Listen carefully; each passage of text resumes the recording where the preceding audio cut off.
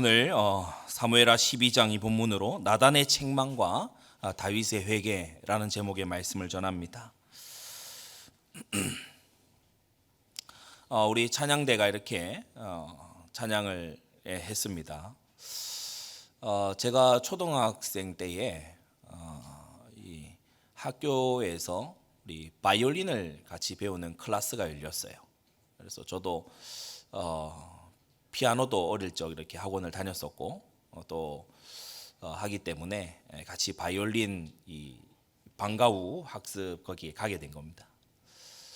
뭐 잘했는지 못했는지 그건 잘 모르겠어요. 그런데 우리 구미에 가면 문화예술회관이 있습니다.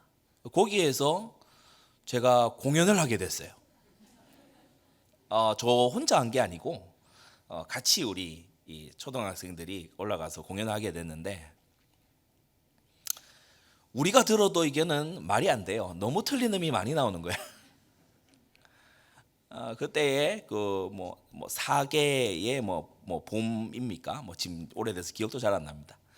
그걸 연주를 하는데 여기저기서 틀린 음이 막 계속 나오는데, 이제 대부분 보러 오신 관객분들은 학부형들이잖아요.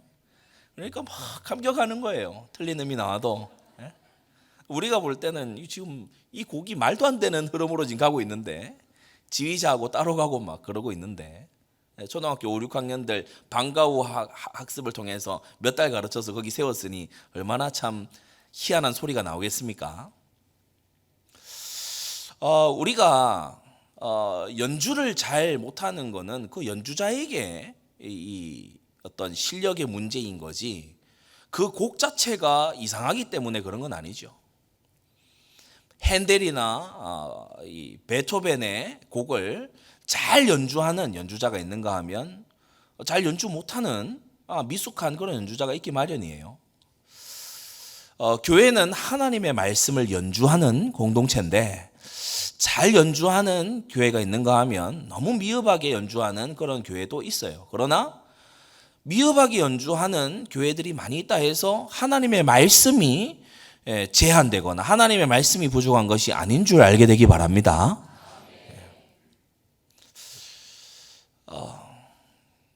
교육 관련해서 저도 이제 어린 아이를 양육하다 보니까 이런저런 콘텐츠를 접할 때가 있어요.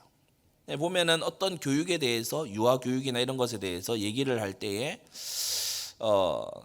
전제하고 있는 걸 딱 보게 됩니다. 어떤 사람은 성선설을 아주 전제하고 얘기를 해요. 아이가 예를 들어 이렇게 체벌이나 이런 걸 안 하면 아이는 폭력을 모르고 자란다. 아이는 폭력성이라고 하는 거를 아예 모르고 자란다. 아이는 착하게 태어나고 선하게 태어나기 때문에 어른이 나쁜 걸 가르쳐서 그렇지, 어른이 나쁜 것만 안 가르치면 아이도 나쁜 거 모르고 자란다. 이렇게 대놓고 주장하는, 그리고 몇몇 사례를 들어서 이게 맞다라고 막 이렇게 주장하는 그런 경우 있는데, 성선설 내지는 백지설입니다. 아이가 백지 상태에서 또는 선하게 태어난다. 여러분, 우리는 성경을 알거니와 사람은 선하거나 백지 상태로 태어나는 것이 아니라 어려서부터 악합니다. 모든 사람이 죄를 범하였음에 하나님의 영광에 이르지 못하였다라고 했어요. 내 모친이 죄 중에 나를 잉태했다라고 성경은 말합니다. 사람은 악하게 태어나는 거예요. 다윗이 어떻게 이럴 수가 있습니까? 여러분, 이게요 다윗의 실상입니다. 이게 원래 본 모습, 기본값이에요. 여러분, 우리 사람의 기본값이 뭡니까? 너희의 죄와 허물로 죽었던 너희, 이게 우리예요. 기본값이에요. 우리는 가만히 있으면 죄로 가요. 우리는 하나님의 은혜가 없으면 허물을 막 저지르고 허물을 허물로 덮으려고 하는 게 우리입니다. 여러분, 교회에 나와서 왜 이렇게 자꾸 사람을 보고 실망하고 왜 그런지 아세요? 기본값을 높이 잡아서 그래요. 저는 예배 시간에 깨어있는 성도들을 보면 기적이다. 원래 퍼자야 맞아요. 원래 딴 생각은 막 잡념 속에 있어야 맞아요. 원래 막 설교자를 째려봐야 그게 막 원래 기본값이라니까. 근데 막 오늘 아멘 한다 그러면 기적입니다. 여러분에게서 나온 것도 아니고 하나님의 은혜입니다. 아니, 우리가 죄와 허물을 어떻게 깨달을 수 있습니까? 시편 19편에요. 자기 허물을 능히 깨달을 자 누구리요? 여러분 지금 세상의 눈들을 한번 보십시오. 내가 잘못했다. 제가 잘못했습니다. 제가 이거 잘못한 겁니다. 시인하는 사람 아무도 없어요. 다 세상에 까발려지고 수치스럽게 되고 나서야 제 잘못이었습니다라고 거의 강제적으로 머리를 숙일 뿐이지 자기 업무를 스스로 깨닫고 스스로 고칠 수 있는 사람은 없습니다.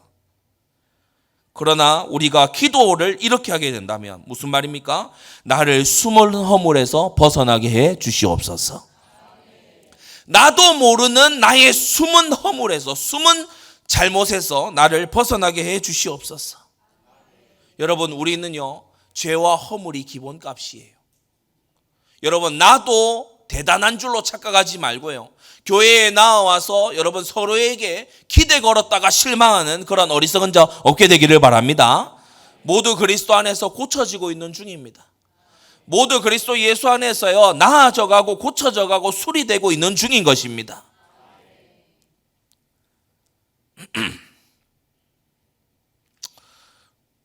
이틀 뒤면은 이제 종교개혁 기념일입니다. 해마다 10월 31일이 되면 종교개혁 기념 일이지요.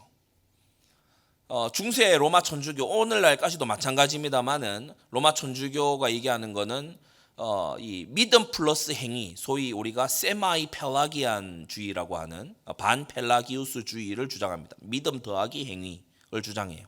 근데 그 이전에 원래 이걸 이제 노골적으로 얘기할 때는 펠라기우스주의를 얘기했는데 그게 뭐냐면은 우리는 성경을 순종할 수 있다라는 거예요. 우리는 성경을 순종할 수 있다. 우리가 노력하면 힘쓰고 수도원 들어가고 그렇게 하면 우리 성경 순종할 수 있다. 힘내라. 노력해라. 그게 펠라기우스주의예요. 종교개혁자 마틴 루터가 나와서 말한 겁니다. 우리는 순종 못해. 은혜 아니면. 우리는 우리 힘으로 순종할 수가 없어. 은혜가 아니면. 우리는 하나님 앞에 그 어떤 옳은 것도 행할 수가 없어. 은혜가 아니면. 하나님이 은혜 주셔서 행하게 하셨기 때문에 모두 하나님의 영광이야. 우리가 행한 게 아니야. 그래서 오직 의인은 믿음으로 말미암아 사는 것이다. 여기서 칼빈은요 한 발짝 더 나갔어요. 우리가 은혜 아니면 행할 수 없다 정도가 아니라 우리의 마음은 우상의 공장이다. 우리는 죄의 연인이다. 그래서 우리는 부패한 정도가 아니고 전적으로 부패했고 전적으로 무능력하고 그래서 하나님의 은혜가 절대적으로 필요하다. 여러분 종교개혁 기념일을 다가오는 기념일을 우리가 다시금 생각하면서 내 힘으로 할 수 있다고 착각하고 나는 어느 정도 선함이 있다고 착각하고 인간은 백지 상태로 태어나기 때문에 부모가 잘 가르쳤으니까 저렇게 됐고 부모가 잘못 가르쳤으니까 저렇게 됐다라고 하는 그러한 모든 책임 전가의 그러한 사고방식에서 우리가 깨어나야 될 줄로 믿습니다. 모든 사람이 죄를 범하였음에 하나님의 영광에 이르지 못했다. 지난 주일에도 우리가 말씀 받았죠. 우리 중에 다윗보다 의로운 자가 있냐? 다윗보다 하나님을 체험한 자가 있냐? 그런데 다윗도 기본값으로 딱 돌아가니까 이렇게 됐어요. 다윗도 기본값으로 딱 돌아가니까 유혹에 완전히 속수무책으로 넘어지는 그러면서 아니 이 사람이 이렇게 악한 꾀를 낸다고 싶을 만큼 사특해지는 그런 모습을 보이는 거예요. 우리는 기도해야 됩니다. 시편 19편이 기도하고 있듯이 이것이 우리의 기도 제목이 되어야 되는데 주의 종으로 고범죄를 짓지 말게 하사 그 죄가 나를 주장치 못하게 하소서. 고범죄는 뭡니까? 그냥 죄하고 다릅니다. 고의적으로 계획적으로 은밀하게 집요하게 의도적으로 짓는 죄를 고범죄라고 하죠. 연약해서 짓는 죄들을 넘어서서 이제는 죄를 위한 계획을 세우는 이러한 죄를 하나님 범치 않게 해 주옵소서.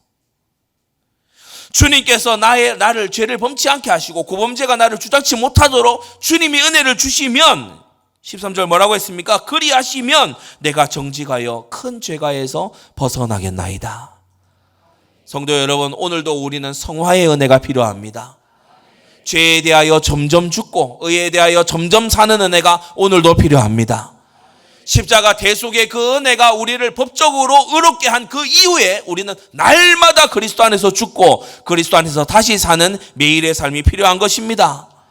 여러분 모두 다 이루신 주님은 우리 속에서 계속해서 착한 일을 그날이 이를 때까지 이루시는 중인 줄 믿습니다. 다윗이요 끔찍한 죄를 지었어요. 물론 알려지지 않았고 몰라요. 대부분 다윗, 밧세바 그리고 오간 하인들 외에는 몰라요.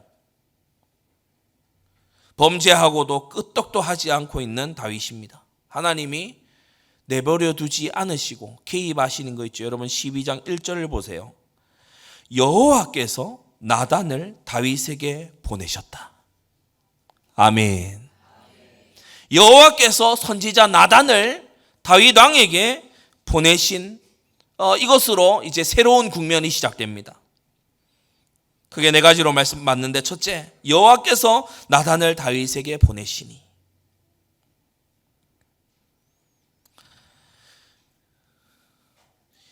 왜 보내셨지요? 회개하게 하시려고. 힘얻어라, 너 괜찮다, 이런 말 하라고 보내신 게 아니고 회개하게 하려고. 다윗한테는 뭐 아무 문제 없어 이런 말 하라고 보내신 게 아니고 회개하라고, 회개하게 하려고 나단을 보내셨다는 거예요. 여러분 이것 자체가 하나님의 크신 은혜입니다.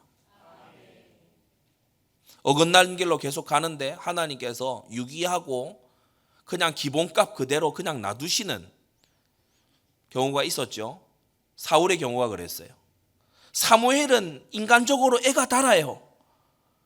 자기가 기름 부어 세운 왕이고요. 자기가 그래도 아끼는 마음이 있어요. 이 사무엘이 그런 마음이 있어서 사울을 위하여 울기까지 하며 기도하며 매달리지 않습니까? 하나님이 그만하라고 하십니다. 그런데 오늘 이 본문에는 뭐 나단이 울면서 다윗을 기도했는지 그런 건 알 수 없습니다만은 하나님께서 나단을 보내세요. 사무엘 보고는 너 사울에게 가지 마. 사울 이제 위하여 슬퍼하지도 마. 구하지도 마라고 하신 하나님이 다윗을 향하여서는 나단을 보내시면서 책망하게 하시고 말씀 주시고, 그리고 그 다음 하나님이 행하실 것을 또 미리 알리시고 그렇게 하는 모습을 볼 수 있죠. 여러분 책망에 회개하라는 외침에 그 메시지가 은혜인 줄 알게 되기 바랍니다. 하나님이 버린 자는요 회개하라는 음성을 주시지도 않을 뿐더러 설령 그것이 회중에게 들린다 하더라도 그 개인에게는 들리지 않습니다. 여러분 회개는 은혜를 주시려고 찾아오시는 하나님의 특별한 임재의 메시지입니다. 여러분 진정한 은혜의 첫 관문이 뭡니까? 회개입니다. 우리 구주 예수님께서 지상에 오셔서 복음 사역을 시작하실 때 처음 하신 말이 사랑한다도 아니고 믿어라도 아니고 또는 이런저러한 것을 깨달아라도 아니었어요. 회개하라, 천국이 가까웠느니라. 여러분 이 회개 헬라어로 메타노이아 아닙니까? 여러분 단지 잘못했습니다. 이제 잘못했어요. 사과. 여러분 회개는 사과가 아니거든요. 여러분 사과 드립니다. 뭐 당사자에게 사과하고 그 다음에 그 짓 또 하고, 그게 회개가 아니에요. 회개는 메타노이아 뭐냐? 완전히 돌아서는 걸 말합니다. 가던 길을 돌아서서 완전히 유턴을 해서 돌아가는 것을 회개라고 하는 거예요. 여러분 진정한 은혜를 입고 싶다면 또는 진정한 은혜 속에 있다면 여러분 회개가 첫 관문임을 알게 되기 바랍니다. 꽉 막힌 모든 것을 열리게 하는 첫 단추가 뭐라고요? 바로 회개입니다.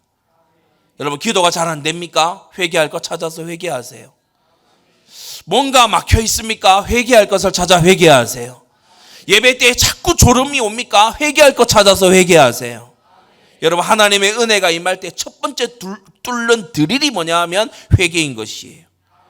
나단이 와서요 말씀을 전하는데 우회적인 비유로 말합니다. 이것도 참 신약의 이 그림자이기도 하죠. 우리 예수님도 오셔서 강팍한 세대를 향하여 비유로 말씀하셨어요. 자, 나단이 와서 얘기했습니다. 한 성에 두 사람이 있었다. 오자마자 비유를 시작하죠. 뭐 다짜고짜, 뭐 왕이시여 인사말 이런 것도 안 하고 다짜고짜 이제 시작합니다. 한 성에 두 사람이 있었다.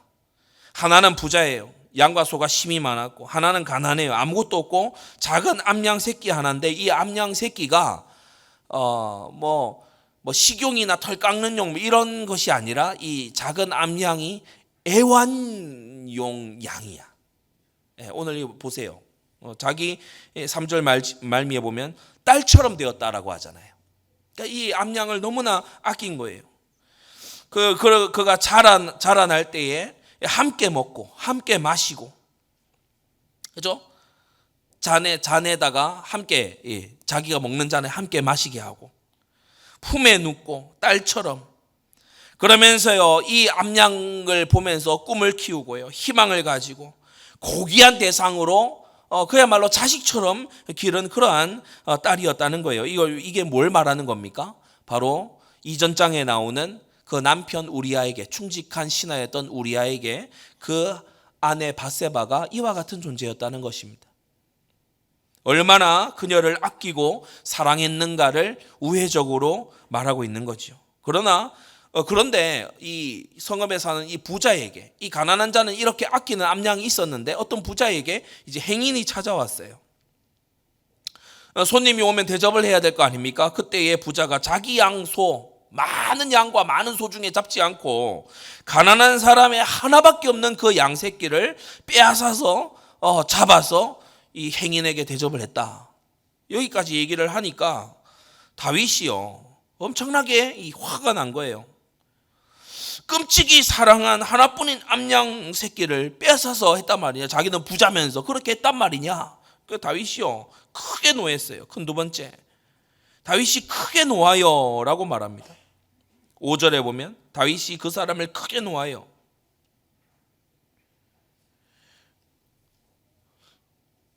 여러분, 우리가 때때로 보면요 자기도 만만찮은 죄인이면서 누군가 죄 지었다는 얘기 듣고요 막 성을 내고 분노합니다.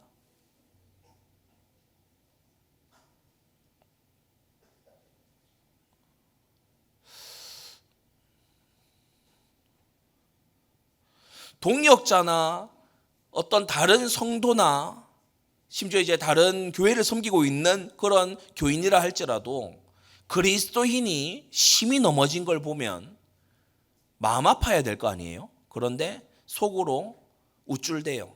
나는 저러지 않는데. 저 사람 말이지. 또 같은 교회 안에서도요 누군가 뭐 잘못하고 이런 거 보면요 제가 잘못했다 하면서 나는 저 사람하고는 다르다. 저럴 수가 있냐? 아니 사람이 어떻게 그럴 수가 있냐? 야, 그 사람 진짜 그럴 줄 몰랐다.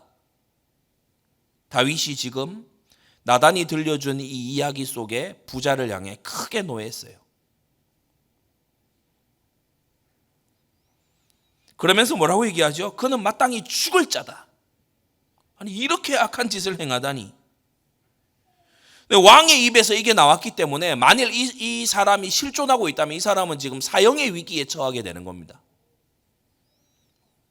그러면서 또 뭐라고 하죠? 6절에 딴에 또 하나님의 말씀에 좀 계명에 좀 익숙한 이 다윗이잖아요. 그러니까 4배나 갚아줘야 할 것이다. 사형 선고와 함께 배상의 의무까지 선고하고 있습니다. 의로운 왕인 것처럼, 공정한 왕인 것처럼 다윗이 그렇게 행동하고 있죠. 그러나 큰 세 번째, 선지자 나단이 말합니다. 당신이 그 사람이다. 본문 7절입니다. 나단이 다윗에게 이르되 당신이 그 사람이라.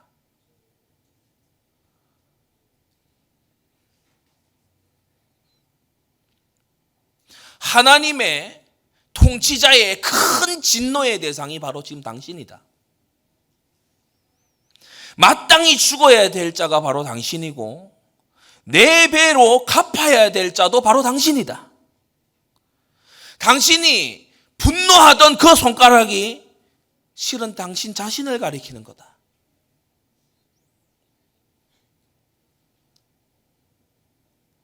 우리는 보편적으로 생각할 때 사람이 죄를 지으면 뭔가 이렇게 좀 겸손하고 겸양이 있어질 거라고 생각하잖아요. 아닙니다. 죄는요 사람을 뻔뻔하게 만들어요. 죄는 죄악돼요. 죄는 다른 죄를 불러들이고 죄는 죄악스러워요. 그래서 사람이 죄의 수치를 잠시 느끼는 것처럼 보이다가도 여러분 기본값이 뭐냐 하면 죄를 전혀 수치스럽게 여기지 않습니다. 그걸 자랑하고 오히려 다른 일을 향하여서 손가락질을 하는, 그것이 죄인이 끝까지 간 모습이라는 거예요. 우리는 오늘 이 말씀을 함께 들여다보면서 우리 안에 지금 회개하기 직전의 다윗의 모습 아닙니까? 그러니까 이 다윗의 죄의 이 끝모습, 완전히 끝까지 간 모습을 성경이 보여주고 있는데 우리 안에 이런 요소가 없는지 돌아봐야 됩니다. 여러분, 강단 말씀에서 일부에도 우리가 말씀 받았지만은 각자 자기 자신을 돌아봐야 된다. 우리 모두 다 각자 자기 자신을 돌아봐야 된다. 여러분, 이 말씀을 정말 뼈에 새기게 되기를 바랍니다. 나를 먼저 돌아봐야 돼요. 여러분, 왜 막 서로 다투는 그런 교회들이 왜 많은지 아십니까? 자기를 돌아보는 시간이 없어서 그래요. 자기를 돌아보고 자기 사명 체크하고 자기 달려갈 길, 나의 달려갈 길 달려가고 나를 성화의 경주를 매진하고 이러면요, 싸울 시간이 없습니다. 남의 뒷담화에 막 달려들어서 그걸 막 이렇게 탐구할 그런 시간이 없어요. 시간이 남아도는 사람, 자기의 죄와 허물에 대해서 깨닫지 못하고 있는 사람이요, 타인의 죄에 선을 넘어서 한계를 넘어서서 막 관여합니다. 우리는 각자 자기 자신을 돌아봐야 돼요. 그러면서 강단 말씀이 책망할 때 나에 대한 말씀으로 받아야 됩니다.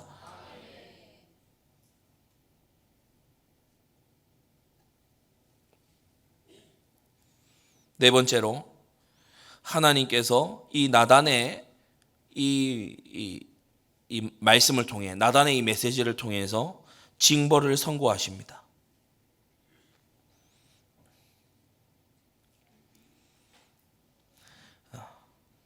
7절에 보면 당신이 그 사람이라 라고 한 다음에 나단이 말하죠. 이스라엘 하나님 여호와께서 이처럼 이르시기를. 그러니까 하나님께서 나단에게 하라고 하신 말씀이 있어요.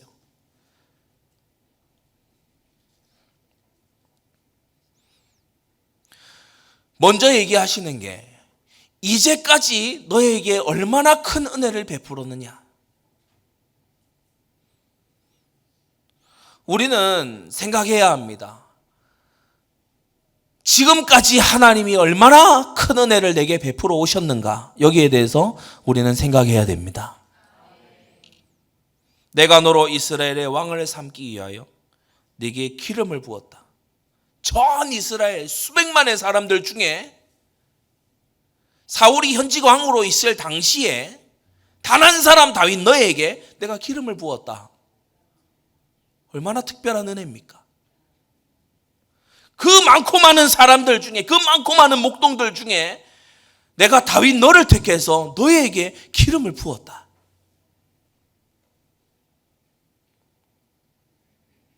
사울의 손에서 구원하는 일에 산성에서 하나님이 산성이 되어주시고 또 인도하시고 생명싸개로 생명을 구원해 주시는 이러한 일들이 얼마나 많았습니까?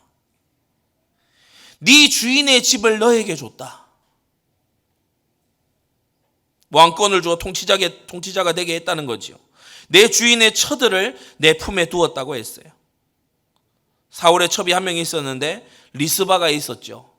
이 리스바를 아브넬이 취한 것을 두고서 이제 이 사울의 그 남은 진영에서 내분이 일어날 정도로 이 고대의 관습은 선왕의 첩을 취하는 것이 그 옥새와 마찬가지인 그러한 관습이 있었더랬습니다. 이게 그래서 관용적인 표현이에요. 앞선 왕의 권한을 모두 넘겨받는다라고 하는 관용적인 표현입니다.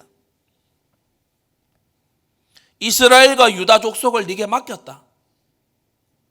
하나님이 사랑하시고 6월절 어린 양 피 바르고 홍해를 건너서 광야를 만나와 메추라기로 먹이신, 그리고 약속의 가나안 땅을 기적처럼 얻게 하신 이 하나님의 사랑하시는 백성을 내가 너의 손에 맡겼다. 자 보세요. 기름을 부었죠. 그 날고기는 사울의 손에서 구원해 주셨죠. 사울의 왕위를 주님께서 다윗에게 넘겨주셨죠. 그의 모든 권한이 다윗에게 넘어오게 하셨죠. 거기다가 유다와 이스라엘의 모든 족속을, 모든 언약 백성의 통치를 너에게 맡겼다. 이것으로도 부족할 것 같았으면 네가 나에게 구하였다면 내가 주었을 것이다.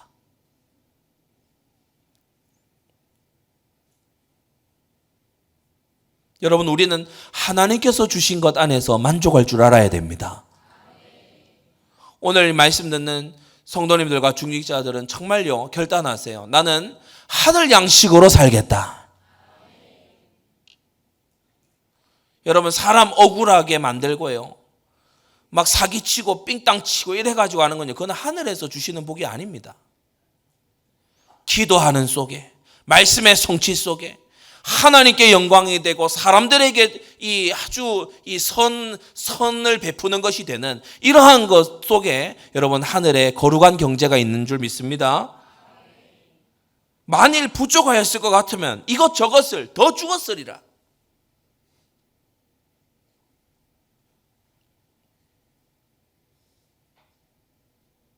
자, 두 번째, 하나님께서 죄목을 지적하십니다. 그런데 어찌하여, 여기서 이제 전제되고 있는 게 있어요. 이 죄는 뭐 간음이다, 살인이다, 그걸 은폐한 거짓이다, 뭐 이런 것 이전에, 그 이전에 뭐 시작이 뭐냐면 하나님의 은혜에 대한 배반이에요. 단지 사람을 저버린 게 아니고 기름 부음과 성령의 감동함을 주신 하나님께 대한 배반이에요. 하나님께서 다윗에게 주신 것으로 나는 만족 못합니다 라고 하는, 하나님이 나한테 주신 걸로는 나는 도저히 만족이 안 돼요 라고 하는 은혜에 대한 반항이고 거역이에요. 하나님이 그걸 먼저 건드리시는 겁니다. 성도 여러분, 모든 죄는요, 하나님의 은혜에 대한 배반입니다.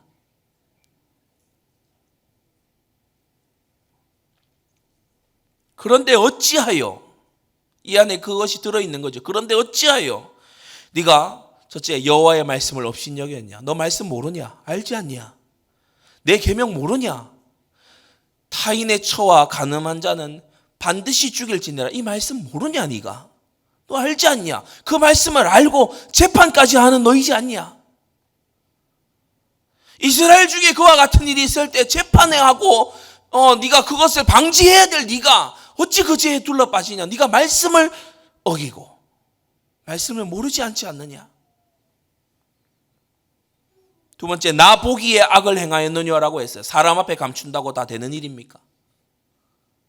사람에게 다 감춰도 하나님께는 안 감춰집니다.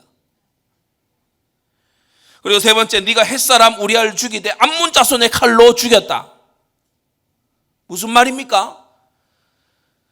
이 주변 나라를 정복하는 그 사명, 다윗의 이 사명은 주변 나라를 평정하고 그걸 그 힘으로 이 삼 비전을 다윗의 3비전을 이루어 나가는 거죠. 그런데 그 사명을 죄에다 이용한 거예요.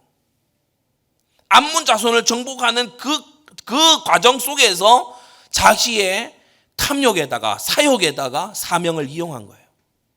네가 암몬 자손의 칼로 우리아를 죽였다. 네 번째, 그 철을 빼앗아 네 철을 삼았다. 간음의 죄지요. 다윗의 왕권 때문에 사람들은 아무도 감히 말하지 못했지만 하나님은 당신의 종을 세워 당신의 종을 보내서 오늘 책망하십니다.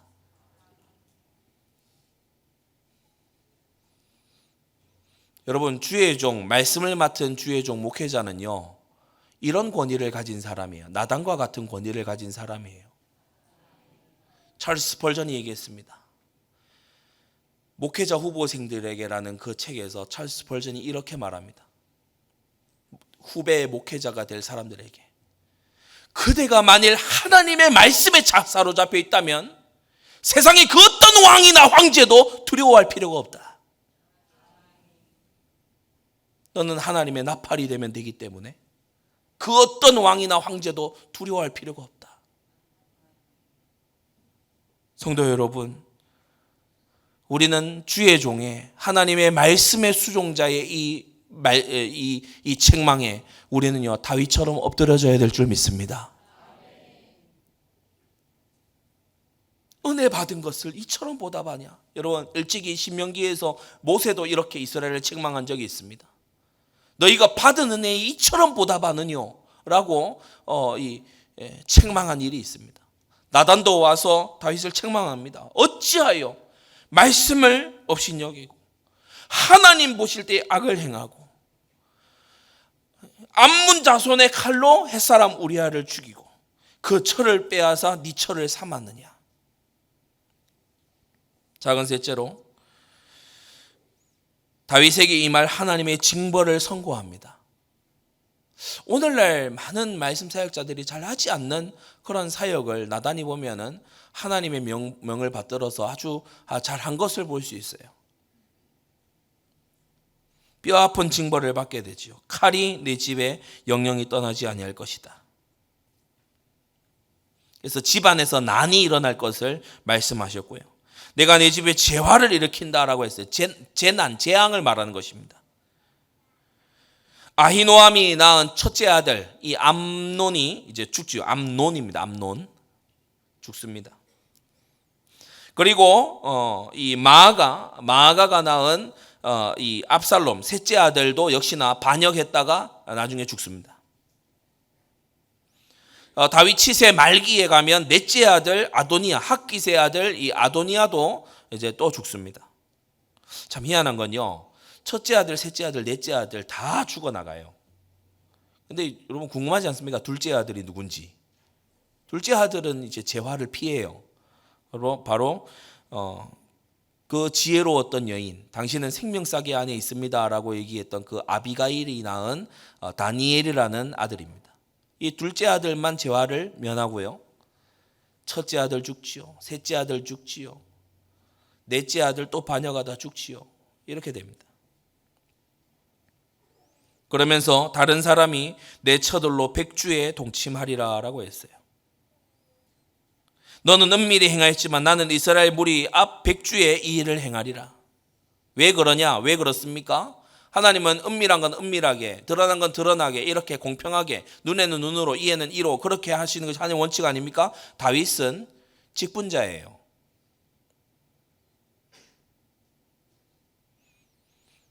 다윗이 가신 영향력이 있어요. 그래서 하나님이 복도 크게 주시지만 하나님께서 관리하실 때, 징계하실 때는 그만큼 크게 징계하시는 거예요. 우리가 갓난아기를 회초리로 때리면서 징계하지는 않습니다. 그러나 어느 정도 나이가 들어서 분명히 이가 해야 되는 일이 있고 알아들을 만한 지성이 있는데도 반항하고 엇나간다면 종아리 걷고 회초리를 치지요. 아예 막 나가는 그냥 뭐 집안에서 내놓은 자식 같으면 회초리 아예 안 됩니다. 그러나 이 아이를 정말 바르게 기를 마음이 있다면 근실히 징계해서 올바른 길을 가게 하죠. 여러분 다윗이 맞는 벌은요. 다윗이 가진 직분과 비례합니다. 여러분 구약의 제사 규례도 아시죠? 온 이스라엘이 범하는 온 회중의 죄가 이 소를 제물로 삼아요. 그런데 제사장 한 명이 짓는 죄가 소 제물 하나예요. 제물의 이 값이 똑같습니다. 그러니까 그만큼 무게가 있다는 거죠. 왜 은밀히 행한 일을 백주에 하나님이 다 드러내십니까? 다윗이 행한 일로 인해서 이스라엘의 죄의 누룩이 엄청나게 퍼져갈 것이기 때문에 그것을 막기 위함입니다. 다윗이 이 말을 듣자마자 오늘 본문에 말합니다. 13절에 보시면 다윗이 나단에게 이르되, 여러분 나단에게 말하는 건 곧 하나님께 말하는 거죠. 하나님의 보내신 종에게 말하는 것은 곧 그를 보내신 하나님께 다윗이 말함입니다. 내가 여호와께 죄를 범하였노라.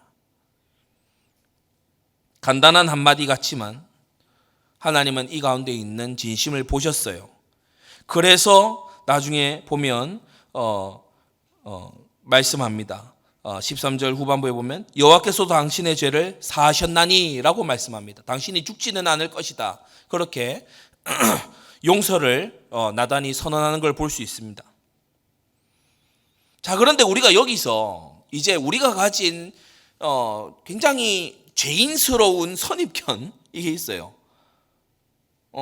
아니 여호와께서 당신의 죄를 사하셨나이다. 그러면 우리는 흔히 생각하기를 이제 아무 일도 없이 지나가는구나 이렇게 생각합니다. 죄 사함 받았으면 아무 일도 없이 지나가야 맞는 거 아닙니까? 용서하셨다면서요. 그러나 여러분 공의의 처분이 남아 있어요.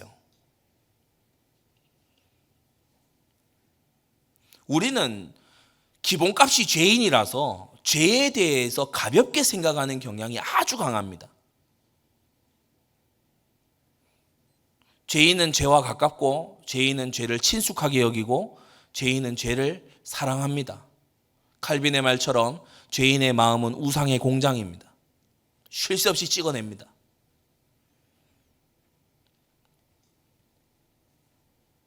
하나님께 자복하고 하나님의 종 앞에 자복했어요. 한마디도 변명하지 않았습니다. 사울은 온갖 변명을 다 갖다 붙였었죠. 백성이 원했습니다.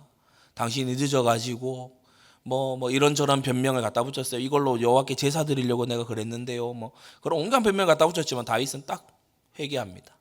진심으로.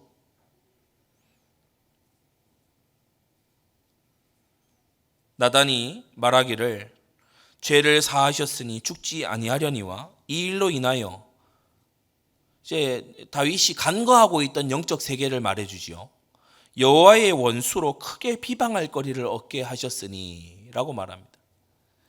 우리는 신약에 와서 이 존재에 대해서 더 뚜렷하게 알게 돼요. 밤낮으로 그 형제들을 참소하는 이가 있다. 바로 사탄의 존재를 말하는 거죠.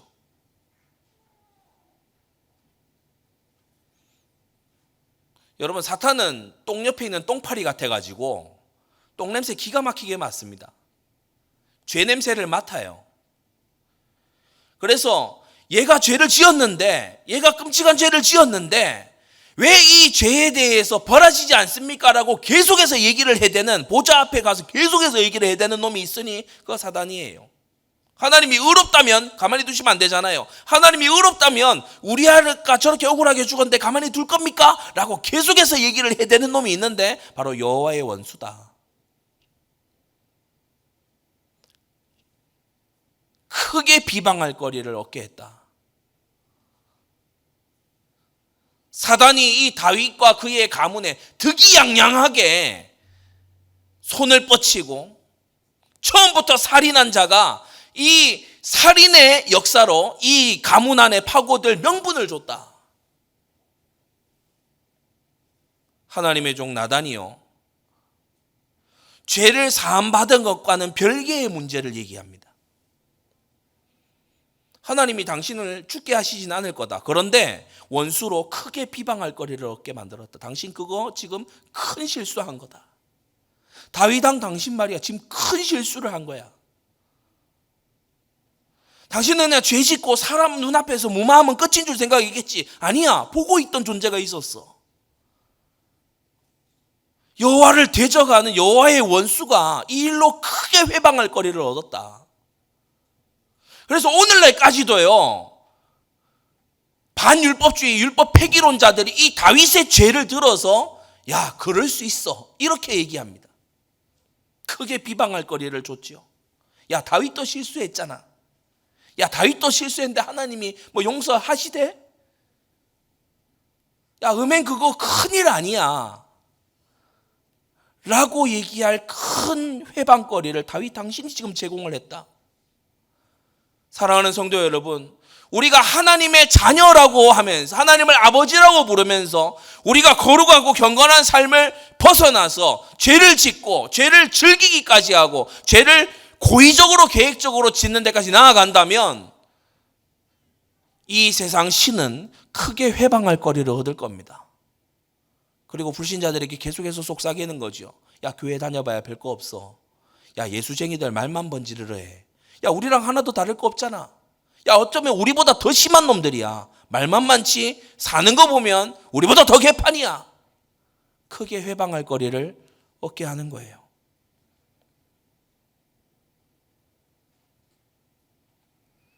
우리는 여기서 죄를 그토록 멀리해야 되는 또 하나의 이유를 발견합니다. 여러분, 사단으로 틈타지 못하게 하십시오. 사단으로 힘없지 못하게 하세요. 죄의 유혹 앞에서 여러 가지를 생각하지만 하나님 말씀을 생각하고 이 죄가 불러올 여러 가지 이 재앙들을 여러분 생각하고 이 죄는 참된 기쁨이 아니라는 거, 이런 여러 가지를 생각해야 되지만 거기에 덧붙여서 또 하나 생각해야 될 것은 사단에게 내가 틈을 주지 않겠다. 내 원수에게, 이 여호와의 원수에게 내가 틈을 주고 명분을 주지 않겠다.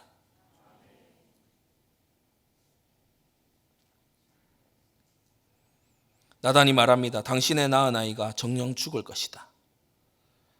이것이 이제 성취되면서 징벌이 펼쳐지기 시작하죠. 나단이 자기 집으로 돌아갔어요.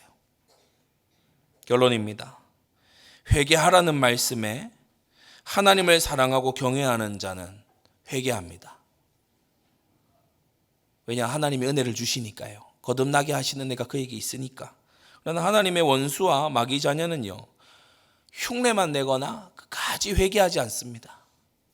성도 여러분, 우리는 오늘 이 다윗의 회개하는 장면을 보면서 죄를 약화시키지도 말고 동시에 우리가 사람에 대한 기대를 높이 걸었다가 실망하는 우리도 아니라 정말 하나님의 은혜가 아니면 되지 않는다는 겸손한 마음 속에 죄를 회개하기를 힘쓰고 빛과 소금으로 새롭게 시작되는 오늘 하루가 되기를 바랍니다. 기도하겠습니다. 거룩하신 아버지 하나님, 은혜를 감사합니다. 오늘 나단의 책망과 다윗의 회개를 보며 우리가 잘못 선입견으로 갖고 있었던 사람은 백지 상태거나 선하게 태어난다라는 그 착각에서 벗어나서 우리는 기본값이 죄와 허물이니 하나님의 은혜가 절대적으로 필요하다는 것을 매 순간 자각하며 작은 죄의 틈도 허용하지 않으려 애쓰는 그러한 하나님의 사람들이 되도록 은혜 내려 주시옵소서. 아버지 하나님, 주님께서는 이 다윗에게 선지자 나단을 보내셔서 책망하시고 은혜를 기억하게 하시고 주님께서는 그 죄를 밝히 드러내셔서 돌아서게 하셨습니다. 거룩하신 아버지 하나님, 우리가 책망받을 때에 그것을 분이 여기는 자 없게 하여 주시고 달게 받고 참으로 돌이켜 생명의 길을 택하는 하나님의 사람들이 되도록 은혜 내려 주시옵소서. 예수 그리스도의 이름으로 기도드리옵나이다. 아멘.